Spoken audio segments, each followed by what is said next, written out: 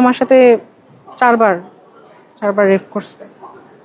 এটা আমারে উনি ভয় দেখায় বলতো যে বল, আমি বলছি বল, আমি বলছি ঠিক আছে জি আপু। আমার নাম সুমি হালদার, বাসা হচ্ছে বাগেরহাট চিতলমারি, জেলা বাগেরহাট, উপজেলা চিতলমারি। আমি খুলনা দৌলতপুর এগ্রিকালচার ইনস্টিটিউটের স্টুডেন্ট। আমি হচ্ছে আমার 4 তারিখে বিয়ে হয়েছে অমিতের সাথে, আমার হাজব্যান্ড। তাদের সাথে হচ্ছে আমাদের মানে রিলেটিভ, তারা হচ্ছে আমাদের রিলেটিভ সম্পর্কে। আর ওর মা হচ্ছে আমার সম্পর্কে ফুফি হয়, আর ফুফির ছেলে হচ্ছে ও। আমি ওকে চিনতাম না, পরে হচ্ছে আস্তে আস্তে সবকিছু মানে রিলেটিভ যেহেতু সেহেতু যোগাযোগ আস্তে আস্তে হয়েছে, ওইখান থেকেই আর কি আমাদের সম্পর্কটা সৃষ্টি হয়েছে। তারপরে যে হচ্ছে আমি গ্যাপ দিয়ে আমার এক্সাম গ্যাপ দিয়ে পড়ালেখা গ্যাপ দিয়ে আমি চলে আসছি ঢাকাতে ওর কাছে।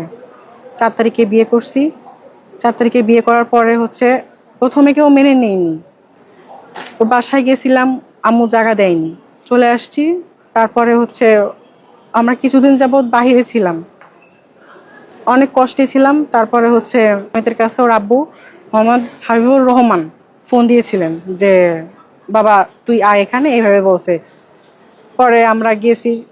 আমি তো ভয় পাইছিলাম প্রথমে যে তাকে কোনো কিছু মারে বা ধরে নাকি, এইসব বিষয়ে প্রথমেতে যাইতে চাইনি। তারপরেও সাহস নিয়ে গিয়েছি, হাত পা ধরছি যে এমনি যে আব্বু যা আবার হয়েছে, আমরা তো একটা ভুল করে ফেলছি, তা ভুলে তো একটা সমাধান আছে, আমি আপনার কাছে আসছি, আমি আপনার মেয়েই তো, তা ভুলটা একটু সমাধান করে দেন, ভুলটা একটু সমাধান করে দেন।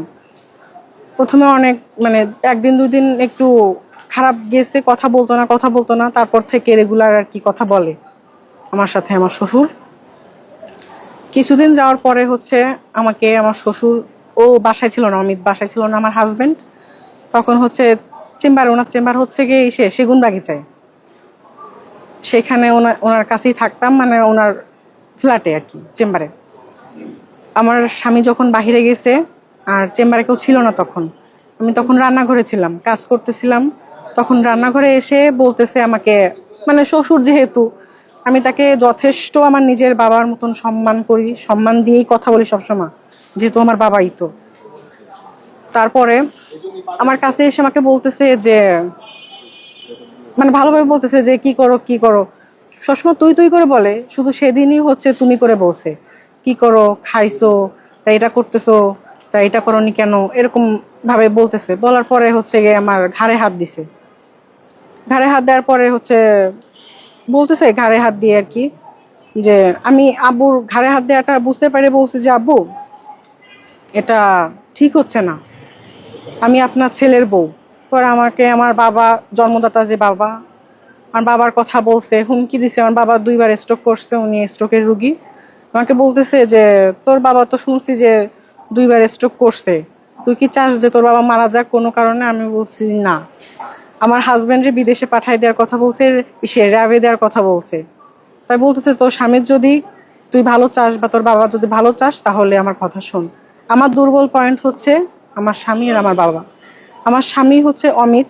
অমিত যেহেতু দুর্বল পয়েন্ট, কারণ আমি তাই আসছি তার হাত ধরার জন্য, ছাড়ার জন্য না।